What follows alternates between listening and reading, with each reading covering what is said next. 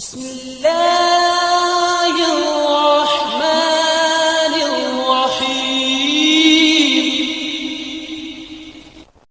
Students, we are discussing exercise of chapter number 17. Now let's start question number 1. Ji students, question number 1 है fill in the blanks. अब देखिए इसमें question number 1 है neurotransmitter molecules bind to the receptors on the dash membrane at synapse. देखिए students, इसमें बात ये की गई है कि न्यूरोट्रांसमीटर्स जो हैं, you know that these are the chemicals secreted from pre synaptic membrane. अब ये प्री सिनेप्टिक मेम्ब्रेन से सीक्रेट होते हैं और इन्होंने बाइंड करना होता है पोस्ट सिनेप्टिक मेम्ब्रेन पर.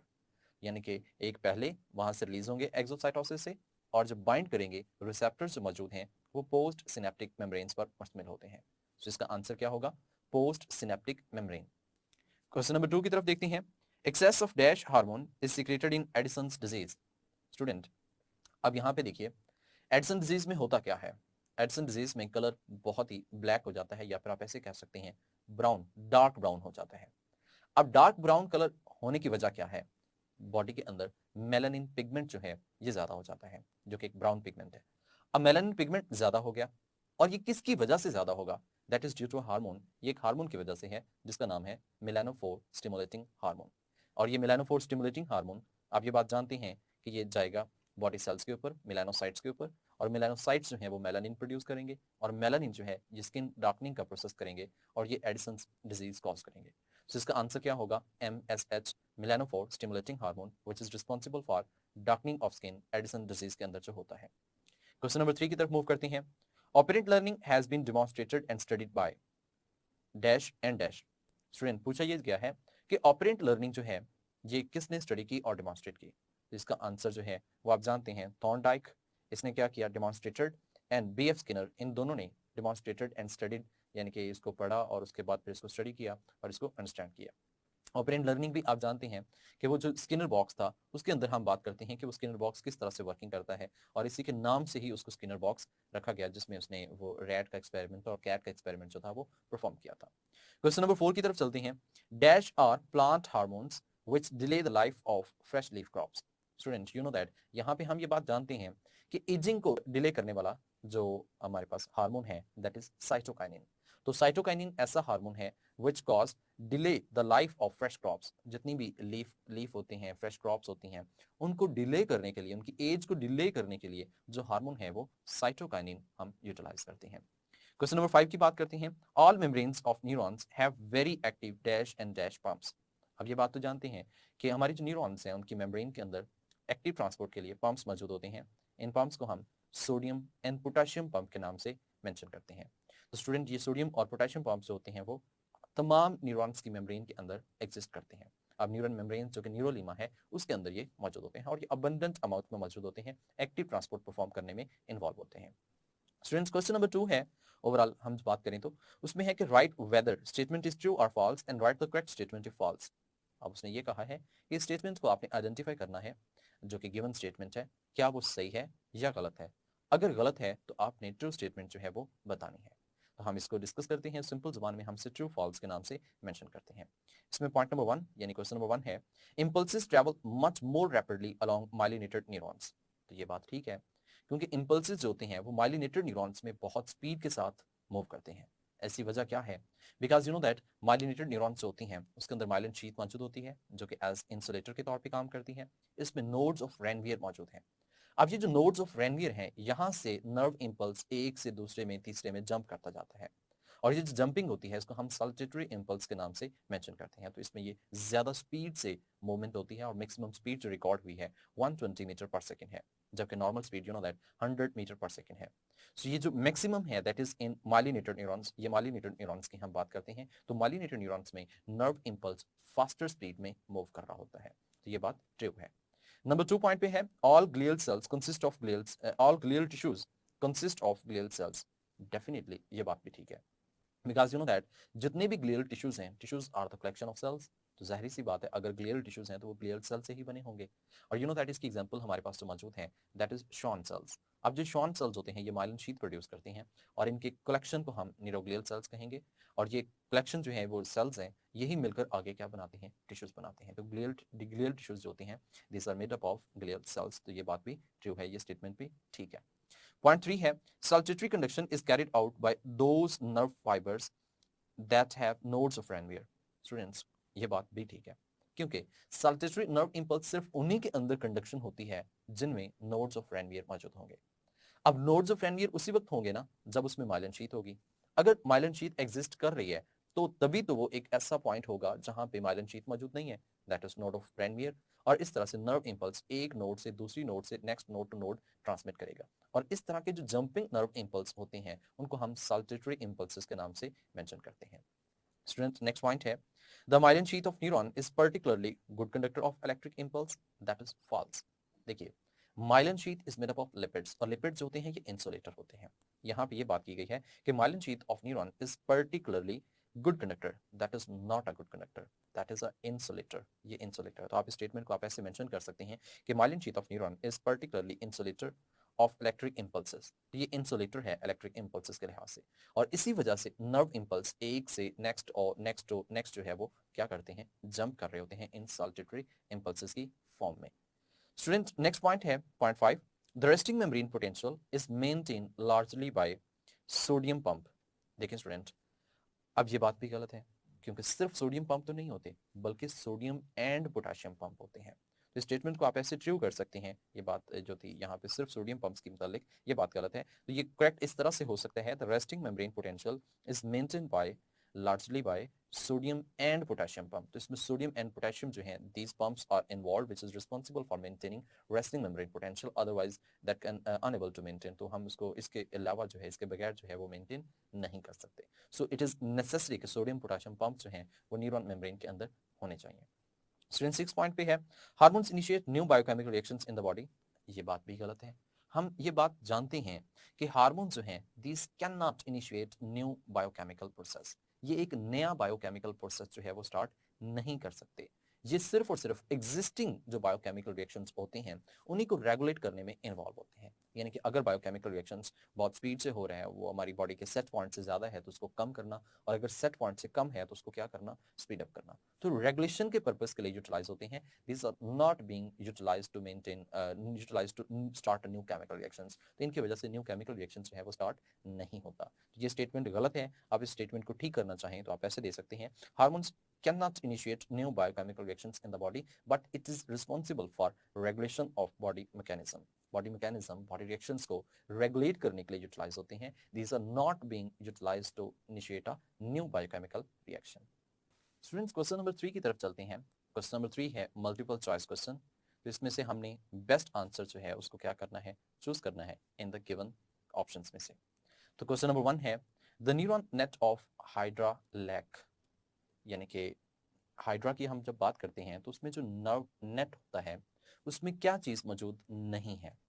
ऑप्शंस हैं neurons, dendrites, connections, direction of impulse flow. तो स्टूडेंट्स उसमें न्यूरॉन्स तो मौजूद हैं, अब जबकि उसमें डेंड्राइट्स भी मौजूद होते हैं, उसके अंदर कनेक्शंस भी आपस में एक दूसरे के साथ मौजूद हैं, but direction of impulse flow that is unidirectional. ये अनडायरेक्शनल है। ऐसा इसमें स्पेसिफाइड नहीं है कि कहाँ से किस तरफ नर्व इंपल्स मूव करेगा। क्यों नहीं स्पेसिफाइड? क्योंकि हमारे पास जो न्यूरॉन्स गिवन हैं उन न्यूरॉन्स के अंदर हमें यही नहीं पता कि उनमें से सेंसरी कौन सी हैं, इंटर न्यूरॉन्स कौन सी हैं और मोटर न्यूरॉन्स कौन सी हैं। So we are unable to identify direction of impulses. So answer हमारे पास डेल्टा होगा जो कि डायरेक्शन ऑफ इंपल्सेस है। क्वेश्चन नंबर 2 है a nerve is a, nerve क्या है? ऑप्शंस में है alpha collection of neurons, beta concentration of dendrites and axons, Charlie bundle of axons or dendrites of neurons, delta bundles of axons or dendrites bonded by connective tissues. Students question is that कि nerve क्या है। अब ये बात तो जानते हैं कि एक neuron basic structural and functional unit है नर्वस सिस्टम का, लेकिन अगर हम नर्व की बात करते हैं तो इसमें एक्सॉन्स या फिर डेंड्रॉन्स जो होते हैं these are surrounded by or covered by connective tissues. जब ये कनेक्टिव टिश्यूज यानी लिपिड से कवर्ड होंगे तभी तो हम उनको नर्व कहेंगे, अदरवाइज हम उनको नर्व नहीं कह सकते। सो इसका करेक्ट आंसर जो है वो डेल्टा है, bundles of axons or dendrites bonded by connective tissue. Question number 3 है thyroid gland produce. Student thyroid gland क्या प्रोड्यूस करता है? अल्फा ऑप्शन में है T3, T4 and calcitonin, beta option में है कैल्सिटोनिन, चार्ली में है ट्राई आइडोथायरोनिन, डेल्टा में है tetra iodothyronine. Students try iodothyronine T3 का नाम है, जबकि टेट्राआइडोथायरोडीन T4 का नाम है।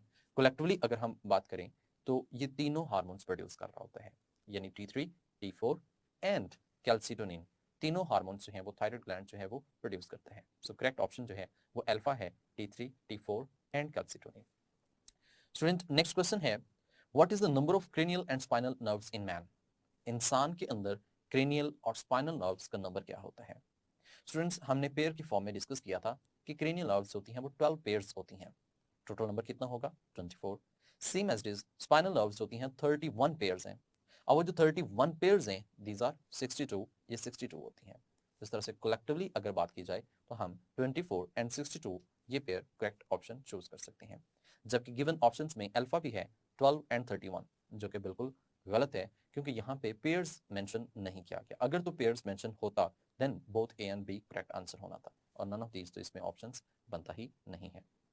स्टूडेंट नेक्स्ट क्वेश्चन है, the one which is not related to others is, इनमें से ऐसा कौन सा है जो दूसरों के साथ रिलेट नहीं करता?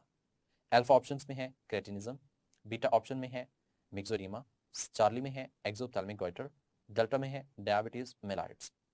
स्टूडेंट्स इनमें से जो डायबिटीज मेलाइट्स है that is due to the deficiency of insulin, ये इंसुलिन की डेफिशिएंसी की वजह से होता है।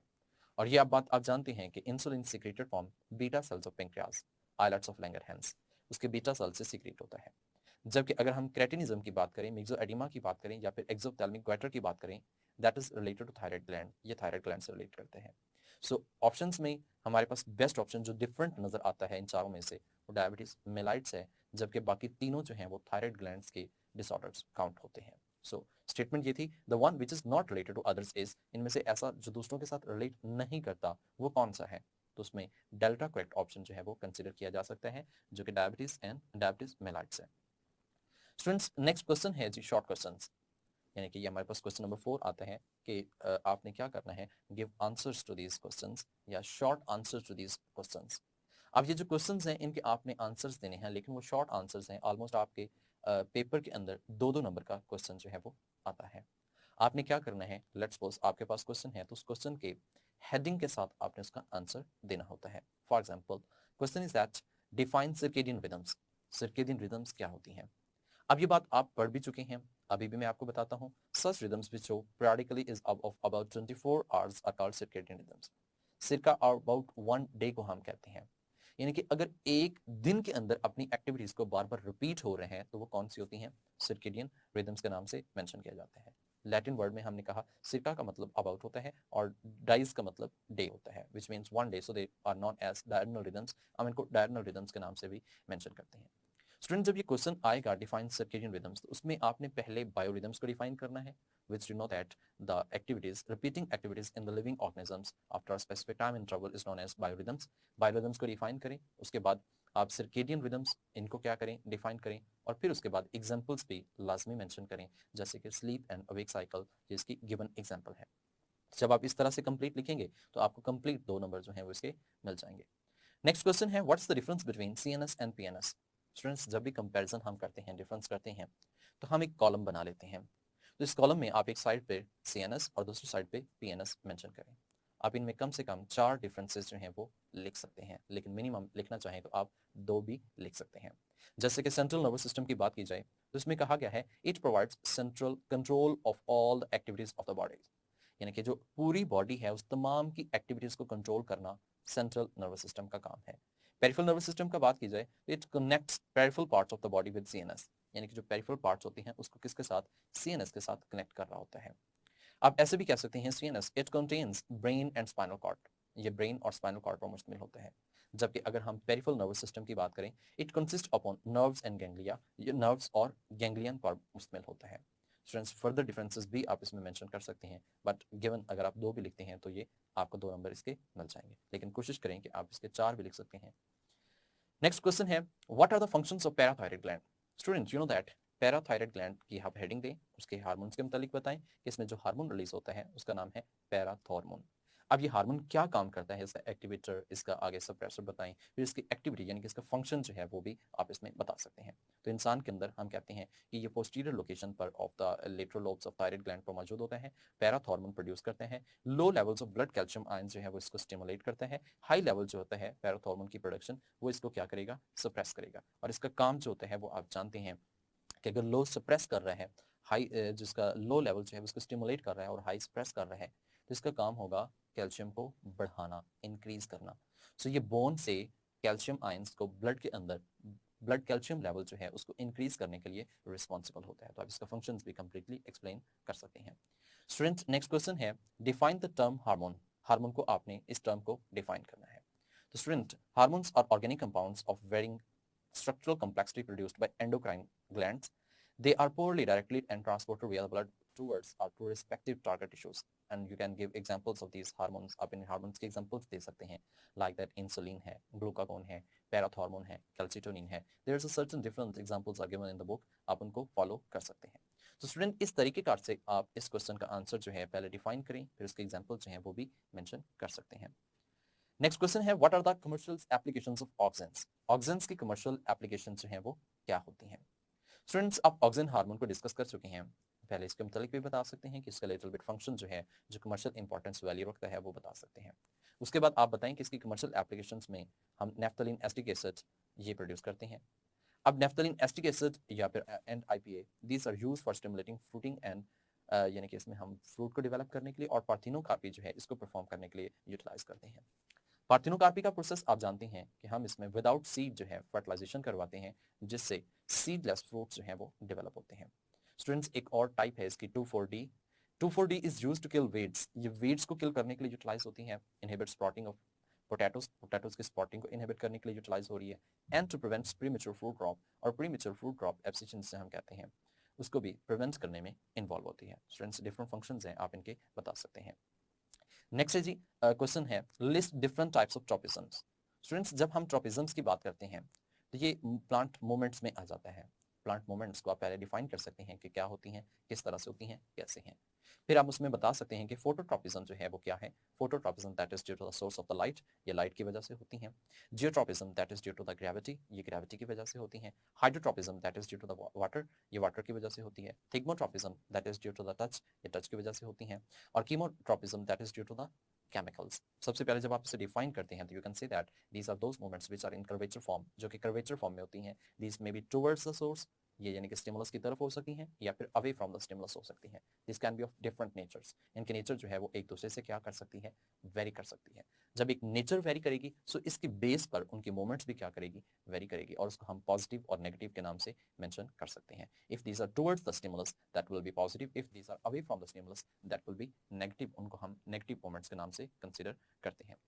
स्टूडेंट्स, लास्ट क्वेश्चन है, right a note on Alzheimer's disease. जो भी बुक में गिवन कंटेंट है आप अल्जाइमर्स डिजीज में लिख सकते हैं, but here's we I am going to discuss in a top in a points में देखा जाए तो सबसे पहले हमने कहा that is characterized by decline in brain function, यानी कि ब्रेन फंक्शन इसमें कम हो जाता है।